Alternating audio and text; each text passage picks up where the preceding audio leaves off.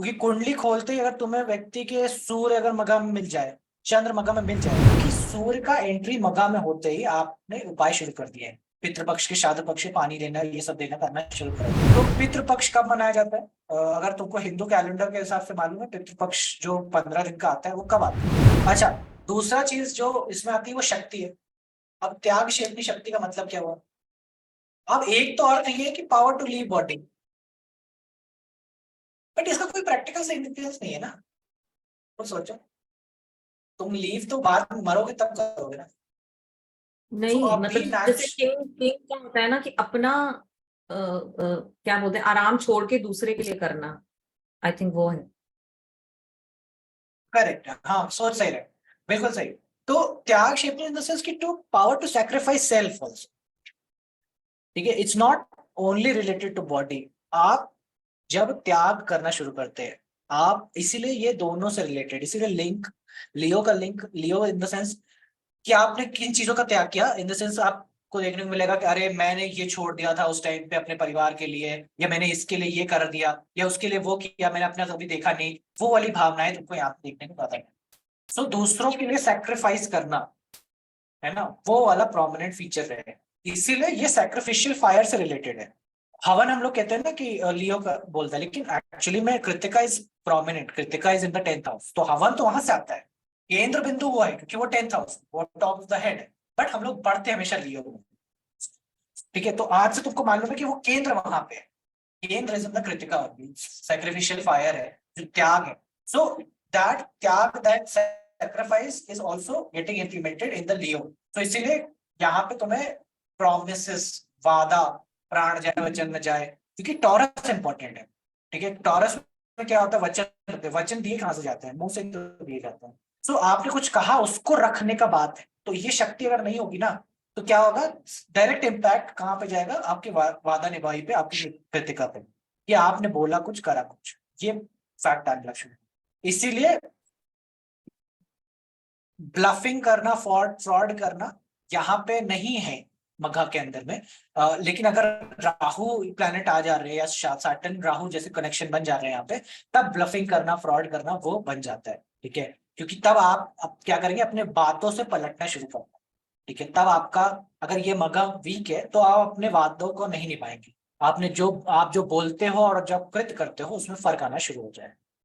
ठीक है, और यहीं से फिर मघा का डाउनफॉल शुरू हो जाता है। अगर वो जो बोले और वो करे नहीं, तो डाउनफॉल होना शुरू हो जाता है। ठीक है, फिर लोगों को इन पे भरोसा नहीं होता। ठीक है, सो ये एक चीज है।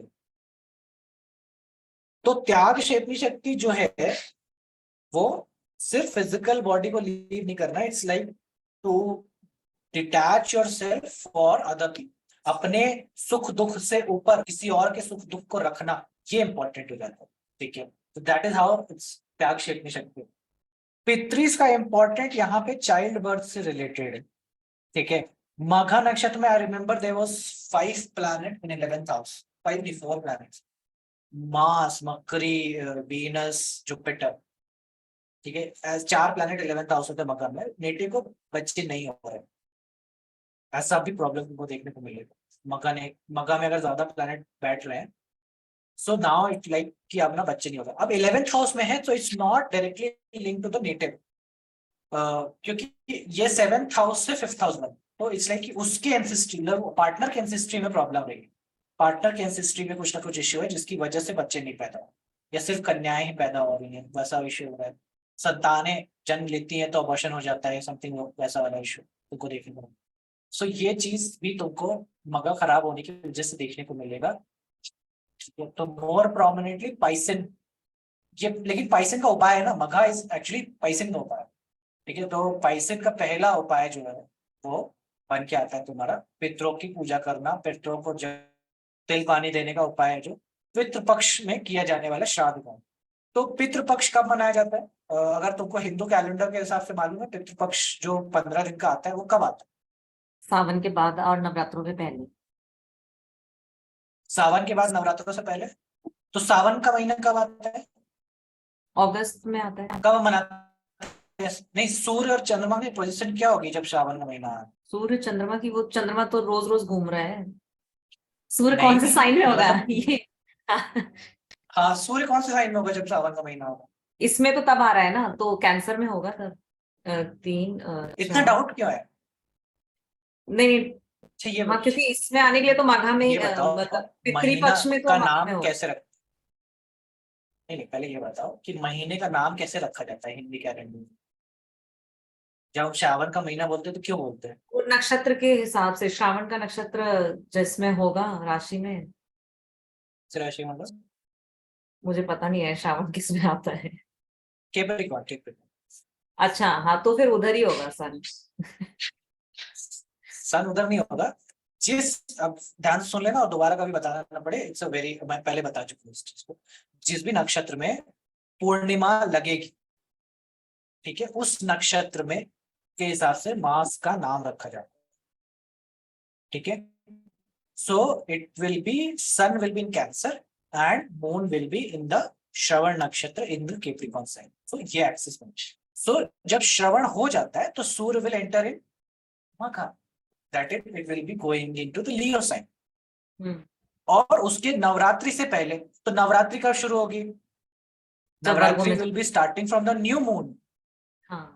मतलब अमावस्या के बाद से पहला तिथि जो लगना शुरू होता है उसको शुरू होती है।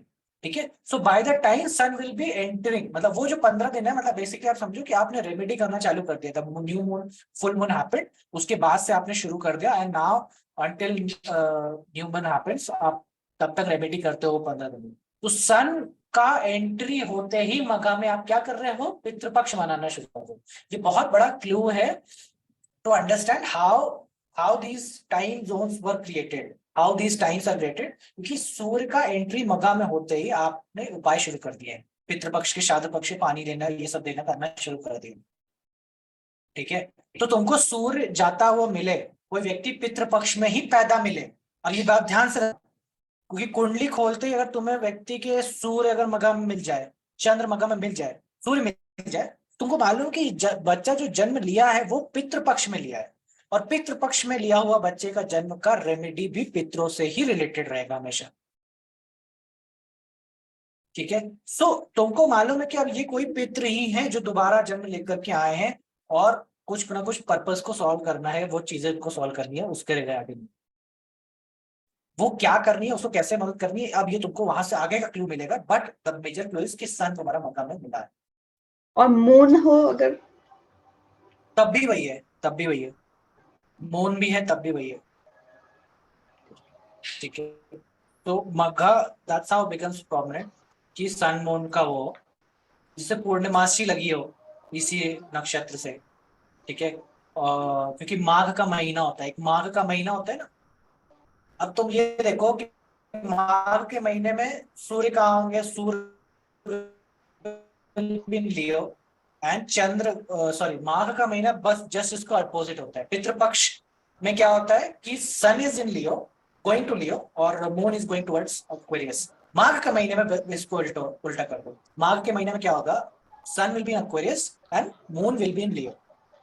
ठीक है, इसीलिए अब यहाँ पे देखो रेमेडीज कैसे बन रही है, ध्यान से समझना, कि जब सन लियो में है तो एक्वेरियस की रेमेडीज हो रही है।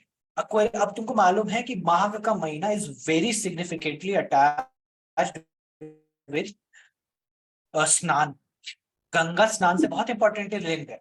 कितने शास्त्रों में बोला गया कि भैया ये व्यक्ति माघ के महीने में प्रयागराज में गंगा जी में स्नान करने जाता है, वहां जाकर के दान करता है, तुमने कथाएं सुनी, तुमने ये सब सुना। सो दैट इज हाउ कि एक्वेरियस का उपाय कैंसर से होगा, स्नान से होगा, नहाने से होगा, पानी से होगा, जब sun is in this house, Aquarius. ठीक है, और जब सन लियो में है तो उसका उपाय कैसे कर रहे हैं? उसका कर रहे हैं पितरों से रिलेटेड, है ना, एंसेस्टर से रिलेटेड, इन सब से चीजों से। क्लियर है कि ये कैसे बना रहे हैं? क्योंकि ये बहुत सिग्निफिकेंट है हिंदुइज्म को समझने के लिए कि कैसे इन्होंने सारी चीजों को डेवलप किया है, हर वो प्लेसमेंट, हर वो टाइम जोन, ड्यूरेशन को कैसे बनाया। जैसे कि 17 सितंबर होता है, उस दिन विश्वकर्मा जयंती मनाई जाती है। हम्म। क्यों मनाते हैं विश्वकर्मा जयंती? उसी दिन क्यों मनाते सन रोहिणी में होता है क्या? सन या हैं? मून नहीं, में से कोई एक रोहिणी में होगा। Vishwakarma ji is not related to, नहीं, हाँ, तो अभी वर्गो पढ़ेंगे तो उसमें पता चलेगा, ठीक है।